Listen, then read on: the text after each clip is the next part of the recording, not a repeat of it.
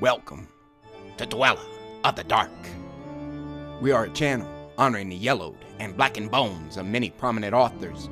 We will be digging up several obscure, strange, and forgotten authors who influenced many of the great horror, science fiction, and fantasy writers today.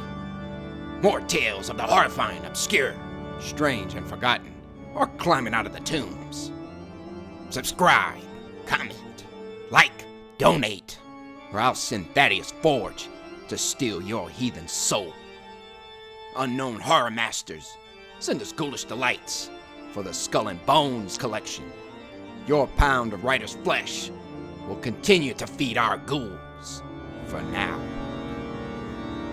Books, websites, podcasts, in the links below.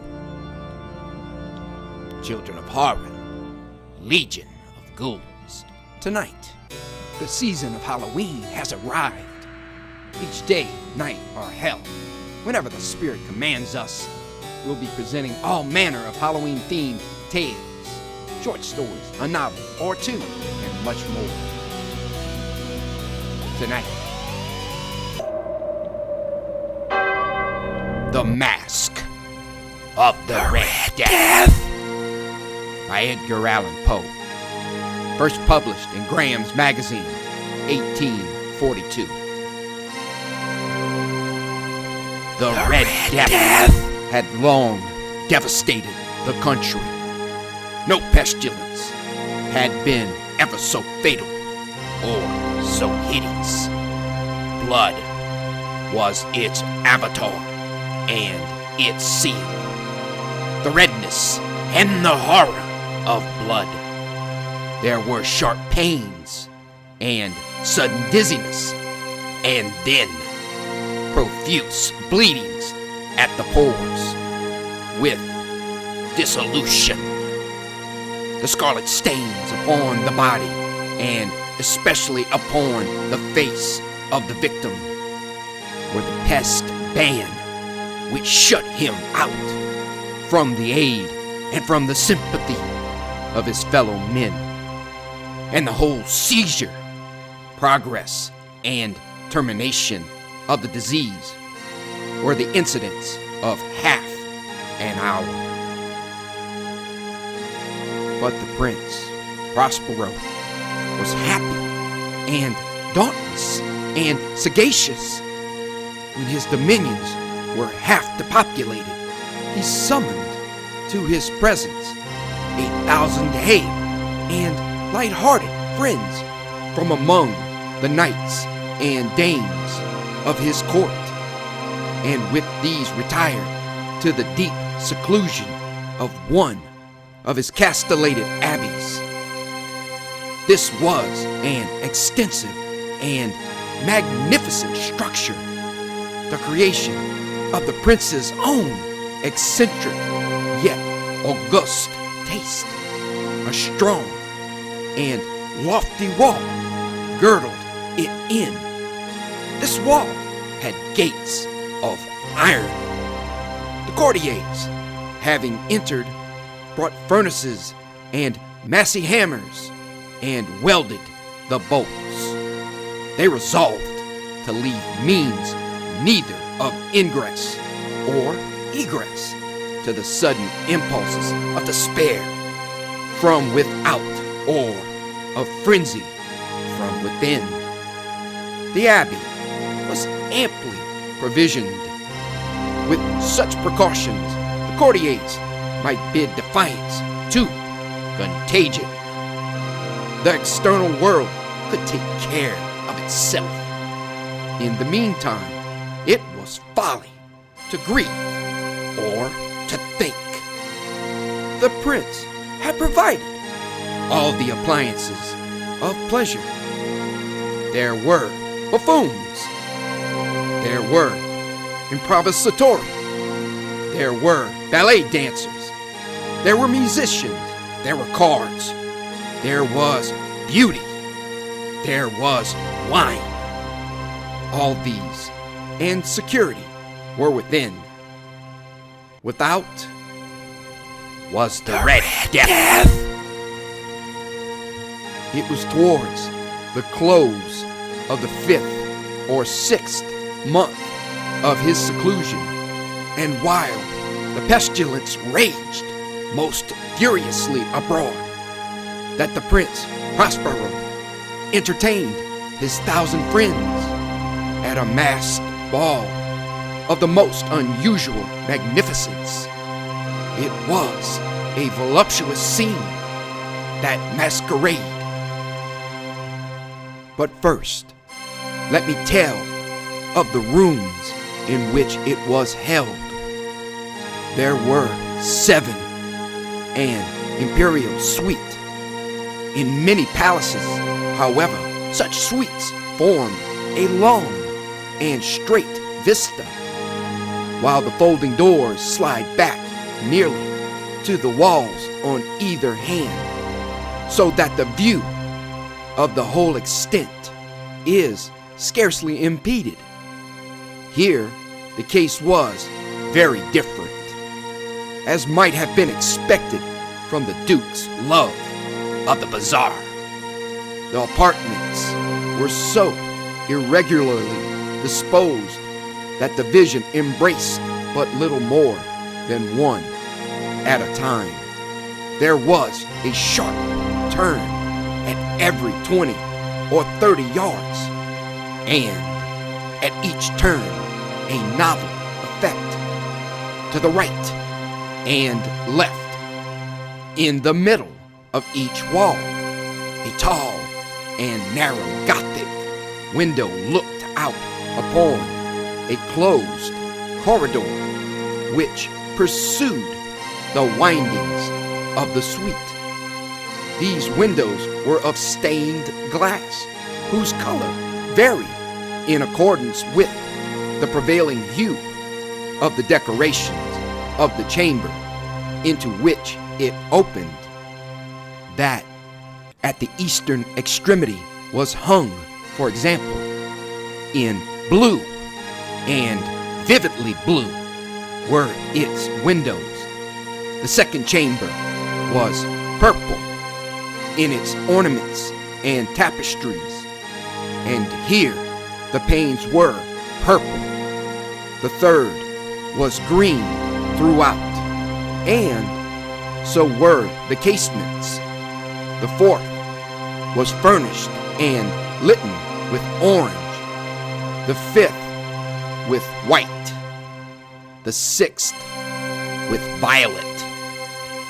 The seventh apartment was closely shrouded in black velvet tapestries that hung all over the ceiling and down the walls, falling in heavy folds upon a carpet of the same material and hue. But in this chamber only, the color of the windows failed to correspond with the decorations. The panes here were scarlet, a deep blood color. Now, in no one of the 7 apartments was there any lamp or candelabrum. Amid the profusion of golden ornaments that lay scattered to and fro or depended from the roof, there was no light of any kind emanating from lamp or candle within the suite of chambers. But in the corridors that followed the suite, there stood, opposite to each window, a heavy tripod bearing a brazier of fire that projected its rays through the tinted glass and so glaringly illumined the room. And thus were produced a multitude of gaudy and fantastic appearances. But in the western or black chamber, the effect of the firelight that streamed upon the dark hangings through the blood-tinted panes was ghastly in the extreme, and produced so wild a look upon the countenances of those who entered that there were few of the company bold enough to set foot within its precincts at all. It was in this apartment also that there stood against the western wall a gigantic clock of ebony. Its pendulum swung to and fro with a dull, heavy, monotonous clang, and when its minute hand made the circuit of the face and the hour was to be stricken, there came forth from the brazen lungs of the clock a sound which was clear and loud and deep and exceedingly musical, but of so peculiar a note and emphasis that at each lapse of an hour the musicians in the orchestra were constrained to pause momently in their performance to hearken to the sound, and thus the waltzers perforce ceased their evolutions, and there was a brief disconcert of the whole gay company, and while the chimes of the clock yet rang, it was observed that the giddiest grew pale, and that the more aged and sedate passed their hands over their brows as if in confused reverie or meditation. But when the echoes had fully ceased, a light laughter at once pervaded the assembly. The musicians looked at each other and smiled as if at their own nervousness and folly, and made whispering vows, each to the other, that the next chiming of the clock should produce in them no similar emotion. And then, after the lapse of 60 minutes, which embrace 3,600 seconds of the time that flies, there came yet another chiming of the clock, and then with the same disconcert and tremulousness and meditation as before. But in spite of these things, it was a gay and magnificent revel. The taste of the Duke were peculiar. He had a fine eye for colors and effects. He disregarded the decorum of mere fashion. His plans were bold and fiery, and his conceptions glowed with barbaric luster. There are some who would have thought him mad. His followers felt that he was not. It was necessary to hear and see and touch him to be sure that he was not.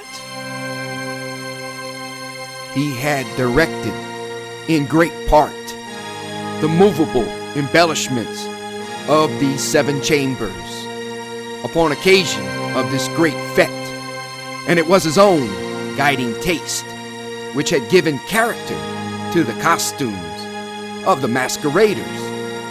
Be sure they were grotesque. There were much glare and glitter and piquancy and phantasm, much of what has been since seen in Hernani. There were arabesque figures with unsuited limbs and appointments. There were delirious fancies such as the madman fashions. There was much of the beautiful, much of the wanton, much of the bizarre, something of the terrible, and not a little of that which might have excited disgust. To and fro in the 7 chambers there stalked, in fact, a multitude of dreams and these, the dreams, writhed in and about, taking you from the rooms and causing the wild music of the orchestra to seem as the echo of their steps. And anon, there strikes the ebony clock which stands in the hall of the velvet. And then, momently, all is still, and all is silent, save the voice of the clock. The dreams are stiff frozen as they stand, but the echoes of the chime die away. They have endured but an instant, and the light, half-subdued laughter floats after them as they depart. And now again, the music swells, and the dreams live and writhe to and fro, more merrily than ever, taking you from the many-tinted windows through which stream the rays from the tripods, but to the chamber which lies most westwardly of the seven. There are now none of the maskers who venture, for the night is waning away, and there flows a ruddier light through the blood-colored panes, and the blackness of the sable drapery appalls, and to him whose foot falls upon the sable carpet, there comes from the near clock of ebony a muffled peal, more solemnly emphatic than any which reaches their ears who indulge in the more remote gaieties of the other apartments. But these other apartments were densely crowded, and in them beat feverishly the heart of life. And the revel went whirlingly on until at length was sounded the 12th hour upon the clock. And then the music ceased, as I have told, and the evolutions of the waltzers were quieted, and there was an uneasy cessation of all things as before. But now there were 12 strokes to be sounded by the bell of the clock, and thus it happened, perhaps, that more of thought crept with more of time into the meditations of the thoughtful among those who reveled.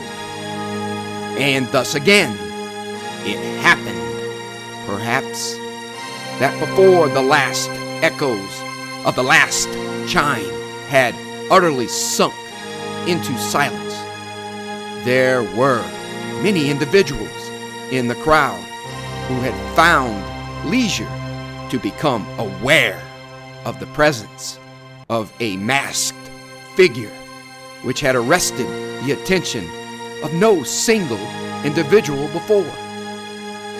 And the rumor of this new presence having spread itself whisperingly around, there arose at length from the whole company a buzz or murmur, expressive at first of disapprobation and surprise, then finally of terror, of horror, and of disgust.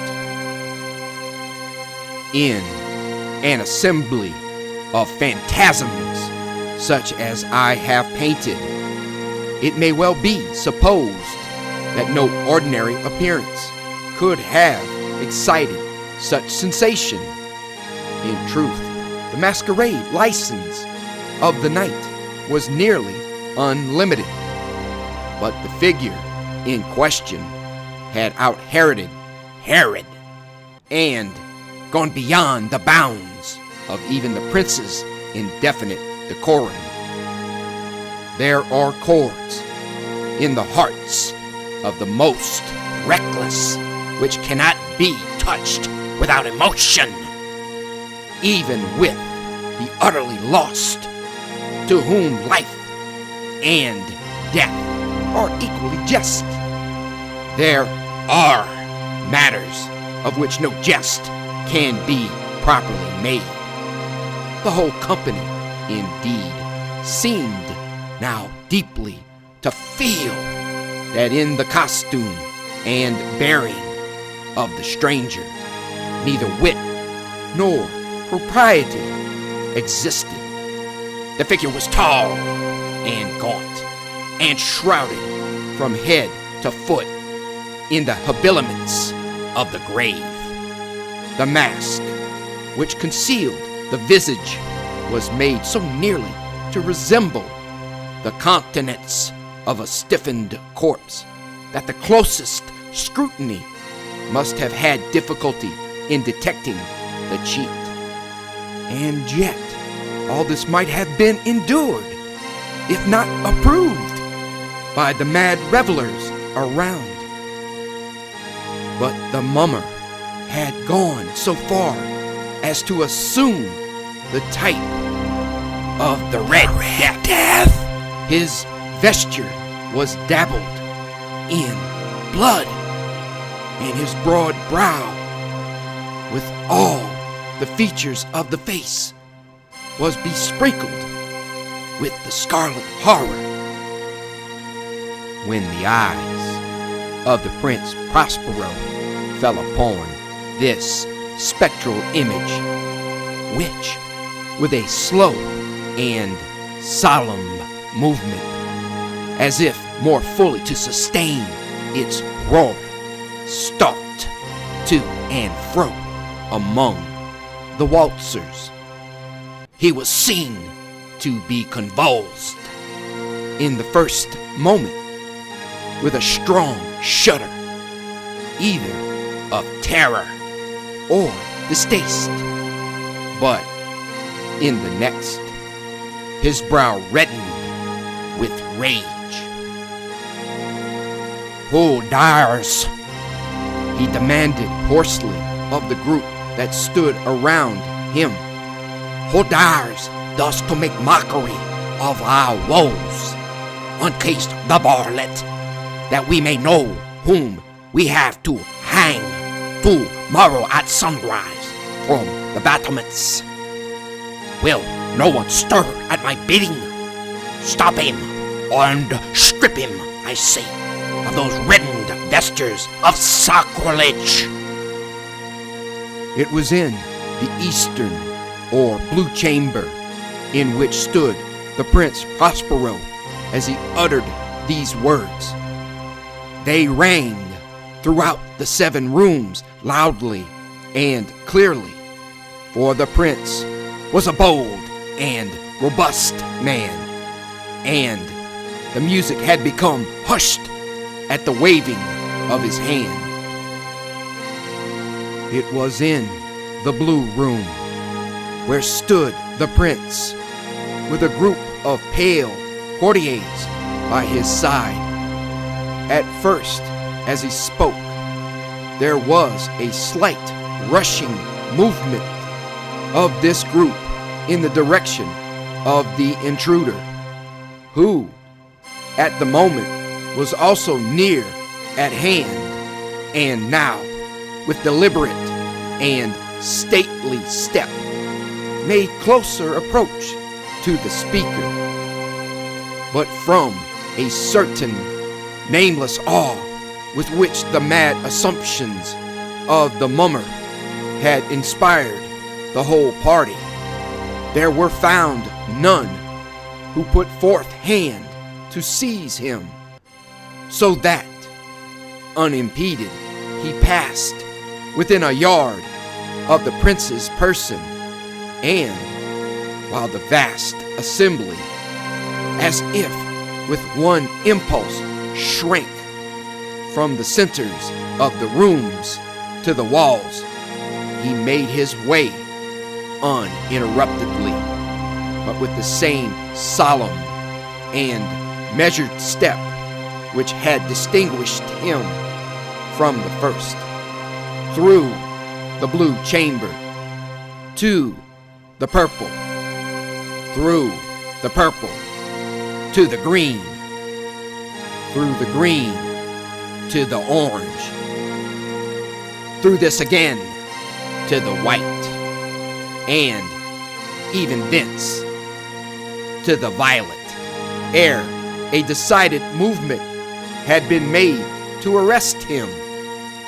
It was then, however, that the Prince Prospero, maddening with rage and the shame of his own momentary cowardice, rushed hurriedly through the 6 chambers, while none followed him on account of a deadly terror that had seized upon all.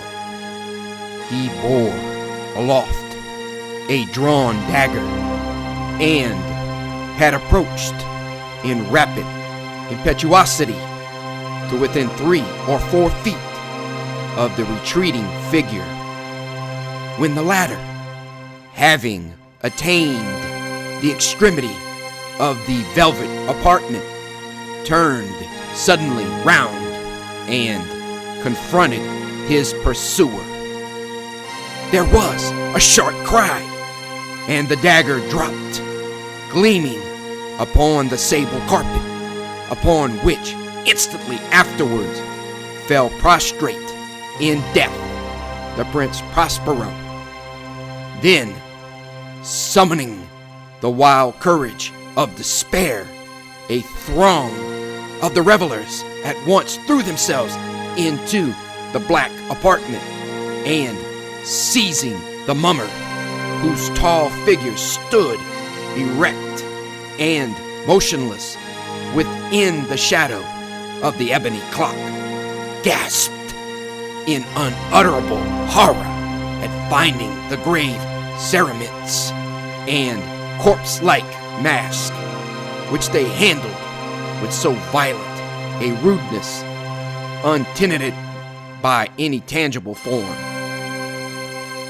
And now was acknowledged the presence of the Red Death. He had come like a thief in the night, and one by one dropped the revelers in the blood-bedewed halls of their revel, and died each in the despairing posture of his fall. And the life of the ebony clock went out with that of the last of the gay, and the flames of the tripods expired, and darkness and decay and the Red Death held illimitable dominion over all.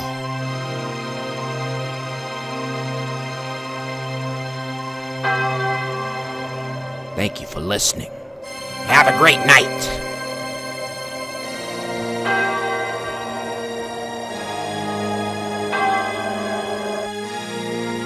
The Red Death.